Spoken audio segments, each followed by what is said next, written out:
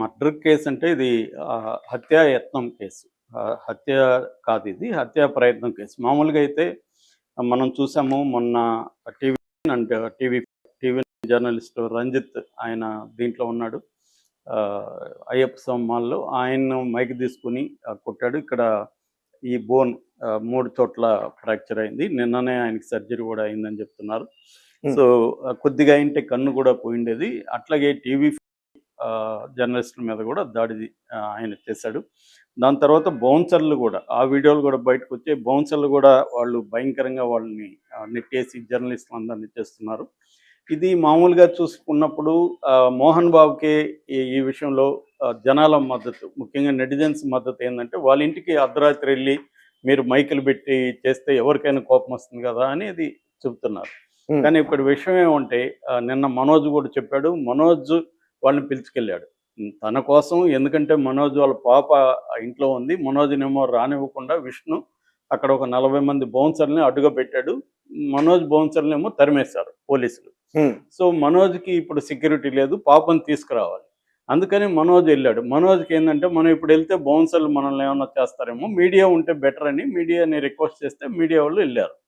So ఇక్కడ మీడియాది ఏమీ తప్పులేదు. మీడియా వాళ్ళు ఏమి మోహన్ బాబు ఇంటి లోపలికి వెళ్ళి గోడలు దూకి మైకులు పెట్టలేదు. కాబట్టి మీడియా రోల్ ఏంటి, వాళ్ళది ఫ్యామిలీ ఇష్యూ అనేది దాటిపోయింది, ఎప్పుడో క్రైమ్కి వెళ్ళిపోయింది. అది సివిల్ ఫ్యామిలీ గొడవలు అయితే మీడియా పోతే తప్పు. ఇది క్రిమినల్ కేసులు అయిపోయినాయి. ఒకరి మీద ఒకరు కేసులు పెట్టుకున్నారు. దానికి సంబంధించి రిపోర్టింగ్ అనేది మీడియా బాధ్యత కూడా. కాకపోతే మీడియాలో సెన్సేషనిజం లేదా అంటే ఉంది ఖచ్చితంగా. కానీ ఇక్కడ పర్టికులర్ ఇన్సిడెంట్కి సంబంధించి మాత్రం మీడియాది తప్పు లేదు. టీవీ కానీ టీవీ మిగతా జర్నలిస్టులు కానీ వీళ్ళు మనోజ్ పిలిస్తే వెళ్ళారు. సో మనోజ్ ఎందుకు పిలిచాడు, ఆయనకి సెక్యూరిటీ, వీళ్ళుంటే మనల్ని కొట్టరు, లేకపోతే కొడతారేమో, రానివ్వరేమో, పాపను తీసుకురావాలి కదా. ఎందుకంటే వాళ్ళ అమ్మ కూడా హాస్పిటల్లో చేరిందని చెప్పి ఆయా కంట్రోల్లో పాప ఉంటుంది. ఆయా దగ్గర వదిలేసి వాళ్ళు ఉండలేరు కదా నైట్. అందుకని 7 నెలలు పాప కాబట్టి మనోజ్ వెళ్ళాడు. సో మీడియా వాళ్ళు వెళ్ళారు. వెళ్ళినప్పుడు అక్కడ ఘర్షణ జరిగింది. మనోజ్ చించేశారు బౌన్సర్లు. సో రానివ్వలేదు. కానీ మనోజ్ కూడా ఈ లోపల తన వైపు నుంచి కూడా కొంతమంది బౌన్సర్లు తీసుకున్నాడు. బలవంతంగా గేట్లు తీసుకొని లోపలికి వెళ్ళారు. మీడియా కూడా వెళ్ళింది. ఆ టైంలో మోహన్ బాబు చాలా కోపంగా బయటకు వచ్చాడు. మామూలుగానే మీడియా ఏం చేస్తారు, ఆపోజిట్ వ్యూ కూడా తీసుకోవడానికి ట్రై చేస్తారు. సో అందుకని మీరు చెప్పండి సార్, మీరేమో అంటున్నా, వాళ్ళు వచ్చాడు నమస్కారం చేస్తే ఏమనుకుంటారు, మాట్లాడతాడేమనుకుని ఇది పెట్టారు. సో దాంతో ఆయన ఒక్కసారిగా ఉగ్ర రూపం దాల్చి బూతులు తిడుతూ ఏంద్ర మాట్లాడేదని లం భాష వాడుతూ మైకి తీసుకుని కొట్టడం అనేది వీళ్ళు ఊహించలేదు. సో ఇక్కడ జర్నలిస్టుల తప్పు కూడా ఏం లేదు. వాళ్ళేమి విష్ణు చెప్తున్నాడు నిన్న ముఖంలో మైక్ పెట్టారు అందుకనే ఆయన కోపం వచ్చిందని, అది కూడా అబద్ధం. ఎందుకంటే విజువల్స్ ఉన్నాయి క్లియర్గా. ముఖంలో పోయి దూర్చి మైక్ పెట్టింది ఏం లేదు. ఆయన వచ్చి నమస్కారం చేస్తే చెప్పండి సార్ అని అడిగాడు. తనే లాక్కుని కొట్టాడు. క్లియర్గా అది అర్థమవుతుంది. అంటే మోహన్ బాబు కోపం మీడియా మీద ఉండడంలో కూడా అర్థం ఉంది ఆయన పాయింట్ ఆఫ్ వ్యూలో. ఎందుకంటే లేనిపోనివి టైటిల్స్ పెట్టి భయంకరంగా వాళ్ళ ఫ్యామిలీ గురించి గత 2 రోజుల నుంచి మీడియా రాస్తుంది. ఆ రకంగా మోహన్ బాబుకి మీడియా మీద కోపం ఉండొచ్చు.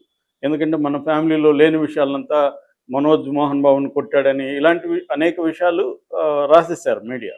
సో దానివల్ల కోపం ఉండొచ్చు. కాకపోతే ఇష్యూని క్రియేట్ చేసింది అయితే మీడియా కాదు కదా. వీళ్ళిద్దరి మధ్య గొడవని మీడియా క్రియేట్ చేయలేదు. వీళ్ళిద్దరి మధ్య లేని దాన్ని కొంత చెప్పున్నప్పటికీ ఓవరాల్గా ఇష్యూ అయితే వాళ్ళిద్దరి మధ్య ఉంది. ఒకరి మీద ఒకరు కేసులు పెట్టుకున్నారు. మోహన్ బాబే ఆయన రిపోర్టే మీడియాలో వచ్చింది కదా. సో ఆయనే చెప్తున్నాడు కదా, నా కొడుకు నుంచి కోడల నుంచి నాకు ప్రాణ రక్షణ కావాలి, నా ఆస్తుల రక్షణ కావాలని ఆయనే అడిగాడు కదా. సో దాన్ని బేస్ చేసుకుని ఇవాళున్న మోడల్ ఆఫ్ ద మీడియాలో కొంత సెన్సేషనలిజం ఉంటుంది. మీడియా అంటేనే సెన్సేషనలిజం లేకుండా ప్రపంచంలో ఏ మీడియా కూడా ఉండదు.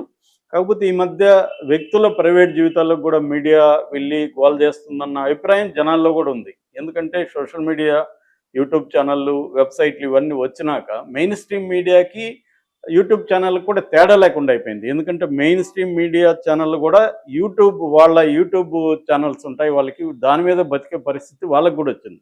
ఎందుకంటే వాళ్ళకి రెవెన్యూ మోడల్ ఇంకేది లేకుండా పోయింది. సో అందువల్ల మీడియా అతి అనేది ఖచ్చితంగా ఉంది. కానీ ఈ పర్టికులర్ సంఘటనలో మీడియా తప్పేం లేదు. ఒకవేళ మీడియా తప్పు ఉన్నా కూడా కొట్టే హక్కు ఎవరికి లేదు, దాడి చేసే హక్కు లేదు. ఆయన మీడియా మీద కేసు పెట్టచ్చు, లేదా తన అభిప్రాయం మీడియా ఇట్లా నన్ను చేస్తుందని మాట్లాడచ్చు. అవన్నీ ఆయనకి ఏ ఛానల్‌కి ఆయన వచ్చి మాట్లాడినంటే ఏ ఛానల్ అయినా వద్దంటారా? ఇప్పుడు మన ఛానల్‌కి వచ్చి నేను చెప్తానంటే మనం ఏమన్నా వద్దంటామా? అలాగా ప్రతి ఛానల్‌లో వచ్చి ఆయన ఆయన వ్యూ చెప్పచ్చు. ఇది జరిగింది, మీడియా ఇలా చేస్తుంది, నేను మీడియా చేయడం కరెక్ట్ కాదని ఆయన మాట్లాడచ్చు. అది కాకుండా ఫిజికల్‌గా దాడి చేస్తే రేపు ఆయనకి తగలరాని ఈ ఏరియాలో తగిలుంటే ఆయన చనిపోయి ఉండొచ్చు, కన్ను పోయి ఉండొచ్చు. సో ఇటువంటి చేయడం ఖచ్చితంగా అది రాంగు. దాంతో మీడియా ఒక్కసారిగా ఆయన మీద తిరగబడింది. మొత్తం నిన్న ఫిల్మ్ ఛాంబర్ దగ్గర ధర్నా చేశారు. సో దాన్నేమంటారు, మాలో సభ్యత్వాన్ని తీసేయమని గొడవ చేశారు. ఖచ్చితంగా హత్య కేసు పెట్టాలని డిమాండ్ చేశారు. ఫస్ట్ అయితే హత్య కేసు పెట్టలేదు. దీని మీద ఏం పెట్టారంటే 118 అండ్ 115 పెట్టారు బిఎన్ఎస్ కింద. 118 సెక్షన్ ఏం చెప్తుందంటే ఇంటెన్షనలీ హర్టింగ్ అని చెప్తుంది. అంటే ఒక హత్య చేయాలనే ఉద్దేశంతో దాడి, దాన్ని 118 చెప్తుంది. దానికి మ్యాక్సిమం అంటే 1 year కూడా శిక్ష లేదు. కాబట్టి వీళ్ళు డిమాండ్ చేస్తున్నారు, ఇది హత్యా ప్రయత్నం. ఒకవేళ ఆయన ఏమైనా ఆ అబ్బాయికి ఏమైనా జరుగుంటే చనిపోయే పరిస్థితి ఉంది. రెండోది, ఆయనకి కాన్సిక్వెన్సెస్ తెలియక అమాయకంగా ఏమీ చేయలేదు కదా. ప్లాన్డ్గానే ఆయన కోపంని ప్రదర్శించాడు. కొడితే ఏమవుతుందో ఆయనకు తెలియని వ్యక్తి ఏం కాదు కదా. సో ఆయన వచ్చిందే దాడి చేయాలనే ఉద్దేశంతోనే వచ్చాడు. సో అందుకని ఆయన మీద హత్యాయత్నం కేసు పెట్టాలనేది వీళ్ళు డిమాండ్ చేశారు. దాంతో పోలీసులు కూడా లీగల్ ఒపీనియన్ తీసుకొని ఇప్పుడు 109 బిఎన్ఎస్, ఇంతకుముందు 309 ఉండేది, అది ఇప్పుడు 109 అయింది. సారీ, ఇంతకుముందు 307 ఉండేది. 302 ఏమో ఐపీసీలో హత్య కేసు, 307 ఏమో హత్యాయత్నం ఉండేది. ఇప్పుడు దాన్ని 109కి తీసుకొచ్చారు. బిఎన్ఎస్, భారతీయ న్యాయ సంహిత 109 కింద ఇప్పుడు ఈయనకి ఇది పడుతుంది. ఈయనకి మామూలుగా హత్యాయత్నం కింద 10 ఏళ్ళు మినిమం జైలు శిక్ష పడే అవకాశం ఉంది. కాకపోతే అది ఎందుకంటే విజువల్ కూడా ఉన్నాయి, ప్రూవ్ అయ్యే అవకాశం కూడా ఉంది. సో ఆ రకంగా మోహన్ బాబుకి ఈ కేసు ఇబ్బందికరమే. ఎందుకంటే రేపు విలేకరులు చెప్తారు, సాక్ష్యం అక్కడ ఉన్నారు, ఐ విట్నెస్ ఉన్నారు, రెండోది వీడియో ఫుటేజ్ ఉంది. సో అందుకని మోహన్ బాబు తప్పించుకోవడం అయితే కష్టమే. రెండోది, మోహన్ బాబు పట్ల కూడా సీరియస్గానే ఉన్నారు పోలీసులు. నిన్న కూడా CP, commissioner of police Sudheer Kumar చాలా సీరియస్గానే మంచు విష్ణుకి, ముఖ్యంగా మంచు విష్ణుకి చాలా సీరియస్ వార్నింగ్ ఇచ్చారని కూడా మీడియాలో వస్తుంది. అంటే బౌన్సర్లు తీసుకొని మీ ఇష్టం వచ్చినట్టుగా ఉండడం ఏంటి, బౌన్సర్లతో దాడి చేయిస్తున్నారు, మీకు ఎవరిచ్చారు ఈ పర్మిషన్? ఎందుకంటే బౌన్సర్లు అనేది కూడా మనకి the private security agencies regulation act అని ఒకటి ఉంటుంది అన్నమాట. 2005లో వచ్చిన యాక్ట్. ఆ యాక్ట్ కింద కొన్ని రూల్స్ ఉంటాయి. బౌన్సర్లు అనేది లేదు నిజానికి. ప్రైవేట్ సెక్యూరిటీని పెట్టుకునే హక్కు ఉంటుంది. కానీ ప్రైవేట్ సెక్యూరిటీ వాళ్ళు వాళ్ళ బ్యాడ్జిల మీద అంతా కూడా నెంబర్ రాయాలి, స్టేట్ ఇవన్నీ ఉండాలి, దాని ఏజెన్సీ నెంబర్ ఉండాలి, ఏజెన్సీకి లైసెన్స్ ఉండాలి, ఇవన్నీ ఉంటాయన్నమాట. వాళ్ళు దాడి చేసే హక్కు, వాళ్ళకి వేరే వాళ్ళ మీద దాడి చేసే హక్కు లేదు. వాళ్ళకి ప్రొటెక్షన్ కోసం పెట్టుకోవాలి అంతే. కానీ వాళ్ళు అట్లా లేదు వ్యవహరిస్తూ. వాళ్ళు నిన్న జర్నలిస్టులనే భయంకరంగా నూకేస్తున్నారు గేటు బయటికి. ఆ ఫోర్స్తో నూకితే కింద పడిపోతున్నారు జర్నలిస్టులు. సో అది వాళ్ళ మీద కూడా ఇప్పుడు కేసు పెట్టారు. వాళ్ళ లైసెన్స్ని రద్దు చేసే అవకాశం కూడా ఉంది. అక్కడ బౌన్సర్లను కూడా పెట్టడానికి వీల్లేదని కూడా పోలీసులు వార్నింగ్ ఇచ్చారు.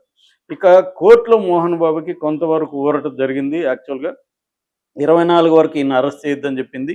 అట్లాగే అక్కడ ప్రైవేట్ సెక్యూరిటీని పెట్టద్దని కూడా కోర్టు చెప్పింది. రెండవది, పోలీసులకు కూడా ఒక ఆదేశం ఇచ్చింది. అదేంటంటే ఎవ్రీ 2 అవర్స్కి ఒకసారి మోహన్ బాబు ఇంటి దగ్గర సెక్యూరిటీని మీరు సమీక్షించండి, ఆయనకి సెక్యూరిటీ ఇవ్వండి అని కూడా కోర్టు చెప్పింది. ఎందుకంటే మోహన్ బాబు తరఫున నగేష్ రెడ్డి, మురళీ మనోహర్ అని ఇద్దరు అడ్వకేట్లు లంచ్ మోషన్ పిటిషన్ దాఖలు చేశారు. మాకు ఆయన నోటీసులు ఇచ్చారు రమ్మని, మేము వెళ్ళే పరిస్థితి లేదు, నాకు ఇప్పుడు ఆరోగ్యం బాగాలేదు, కాంటినెంటల్ హాస్పిటల్లో నేను వైద్యం తీసుకుంటున్నాను అని ఆయన కోర్టుకు వెళ్ళాడు మోహన్ బాబు. అందుకనే ఒక ప్లాన్డ్గా, ఎందుకంటే మోహన్ బాబు ఇట్లాంటి క్రైమ్స్ ఆయన లైఫ్లో చాలా చూశాడు. ప్లాన్డ్గా ఇది జరగగానే ఆయన ఏం చేశాడు, తెలివిగా హాస్పిటల్లో పోయి జాయిన్ అయిపోయాడు. హాస్పిటల్లో జాయిన్ అయిపోయి ఇంకా ఆల్రెడీ కన్ను ఇది ఉంది, ఆల్రెడీ 78 ఆయనకి, సీనియర్ సిటిజన్. ఆ వయసులో ఏదో ఒక జబ్బు అయితే ఉంటుంది కదా మనుషులు, బీపీ షుగర్ అయితే ఉంటాయి. సో అలాగా డాక్టర్లు కూడా ఈయన ఇంకా హాస్పిటల్లో ఉండాలి, ఇంకా మేము ఆయనకి టెస్టులు చేస్తున్నాం అని చెప్పారు. దీన్ని బేస్ చేసుకొని ఆయన కోర్టుకు వెళ్ళాడు. అంటే ఆయన ఈ విచారణకి హాజరు కాదలుచుకోలేదు. కానీ పోలీసులు వదిలిపెట్టేట్టుగా లేరు. రేపు పొద్దున ఆయన 24 తర్వాత ఖచ్చితంగా కోర్టు కూడా ఈయన్ని అరెస్ట్ చేయొద్దని చెప్పలేను. ఎందుకంటే హత్యాయత్నం నేరం అనేది సీరియస్ విషయం. దాంట్లో ఆయనకు ఒకవేళ బెయిల్ వస్తే ఓకే గానీ, బెయిల్ రాకపోతే మాత్రం ఆయన సీరియస్‌గానే ఫేస్ చేయాల్సి ఉంటది. కానీ ఖచ్చితంగా అయితే అతన్ని అరెస్ట్ చేస్తారు. అదే 24th. కోర్టు ఈకపోతే అరెస్ట్ చేస్తారు. కోర్టు ఒకవేళ బెయిల్ ఇస్తే